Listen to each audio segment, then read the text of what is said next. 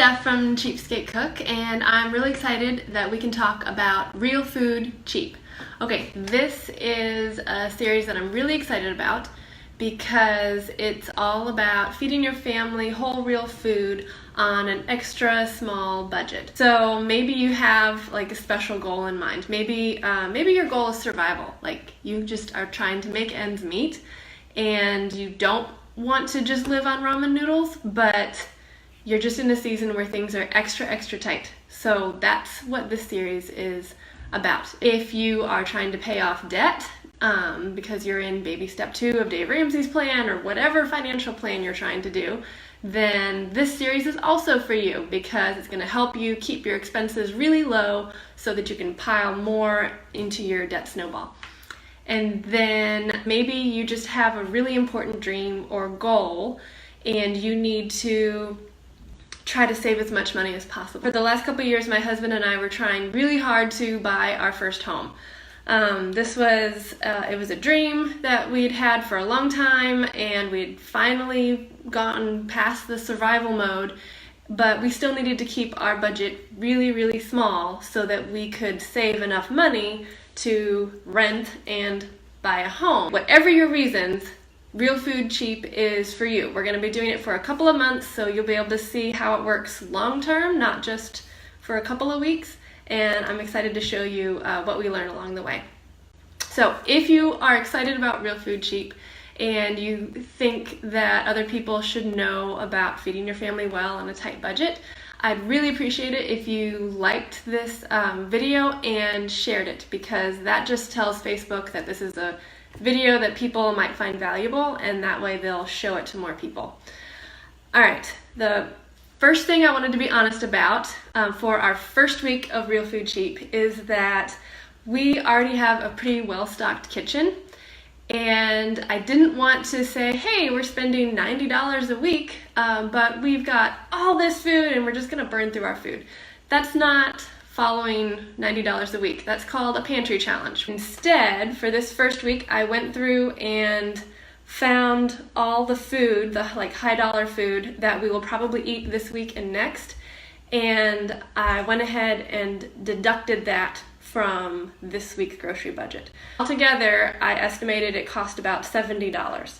So that means for this week, our family of 5 has $20 for the whole week. We've got a couple of things coming up that are going to make that interesting. We've got to make a birthday cake, we've got some house guests, we've got things like that, so it's going to help us start out being very creative, but I think we're going to do well with that. And the other thing that we're doing to prepare for Real Food Cheap is menu planning, which I have a love-hate relationship with, and I'm sure everyone I talk to, like some people are like, oh, I love menu planning, but well over 90% of us are like, yeah, that's a good idea. And I did it once, and yeah. So today I wrote up a quick menu, and I'm going to print off the actual printable that I have on my site because it makes things a little more organized, and I want to show you what we are making. So I'm trying to still eat pretty well, but we're just focusing on using up all of our leftovers and doing a couple of meatless meals in there. Lunches are mostly going to be leftovers, and then there's a really interesting recipe in this cookbook. I know it's backwards, sorry. Pretty simple cooking from a couple cooks. This is a new cookbook I got recently, and I'm really excited about it because it talks about falling in love with real food, not just eating real food because it's good for you. And there's a recipe in there called smashed white bean salad sandwiches, which sounds really weird, and I wouldn't have made it except it's part of their Facebook cooking club. So I'm actually going to try it because it comes at a very convenient time for us. The other thing I want to talk about is food prep. So food prep is one of those things that looks really cute on Pinterest because people show you their little rectangle glass boxes and they've got all their food prep for the week or whatever. In real life, this is really hard to do, and if you are one of those unicorns that can do it every week, then you're amazing, and I'm so glad that you can do it. If you are like the rest of us who at the end of the day, we're just throwing food at the table, hoping that the kids will get a balanced meal. I just tack on a couple minutes of food prep at the end of the day or at the beginning of the day, and that works out well enough. So, for example, some of the food prep that helps save our budget and that only takes like 5 minutes to do is cooking dry beans.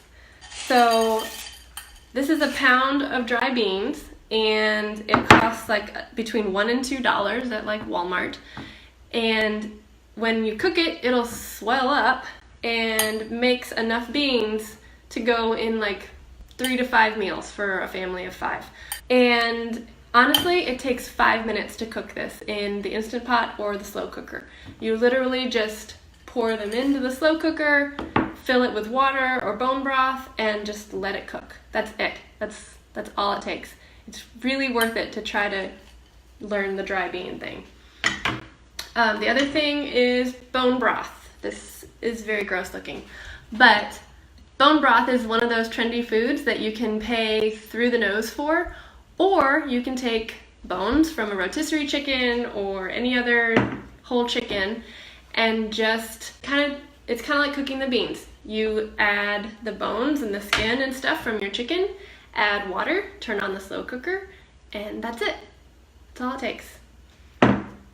The other kind of food prep that we do is when we find a sale on like beef or chicken. These are my examples because this is what I found last week. There was chicken breast for $1.69 a pound, which is a really, really good deal. And then there was like a big gross roll of ground beef that was on sale for less than $9, and it was like 8 pounds of beef. And the ground beef, I just cooked it up. I think it took 2 batches in my big frying pan, and I just browned it and added some onion and garlic, just like the powder, and popped it into these freezer bags. And now it's sitting in my freezer, nice and flat like this. And now I can throw it in with the Cajun beef and rice later. I can throw it into chili. I can just thaw it and we can use it to top taco salad, something like that. And that saves time, and it helps me control how much meat we're eating in a meal, because this is maybe 3 cups of ground beef, but I can make it stretch for like 2 dinners and 2 lunches for our family.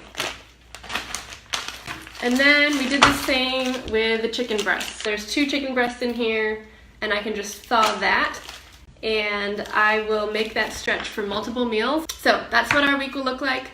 I will be sharing every meal that we make. Like I shared my menu plan, but we all know that what we actually eat ends up being different from the menu plan. I will share exactly what we eat this week on Instagram and Facebook stories, and I'll share a recap on the blog at the end of the week, sharing like everything that we actually ate, what we actually bought at the grocery store, and how I think it's going now. So if you could comment and let me know if there's any recipes that you think I should try or any tips that you think I should follow. Thank you for joining me in my kitchen, and I hope that some of these tips will help you save money and eat healthy, and I hope that you'll join us for the Real Food Cheap Challenge.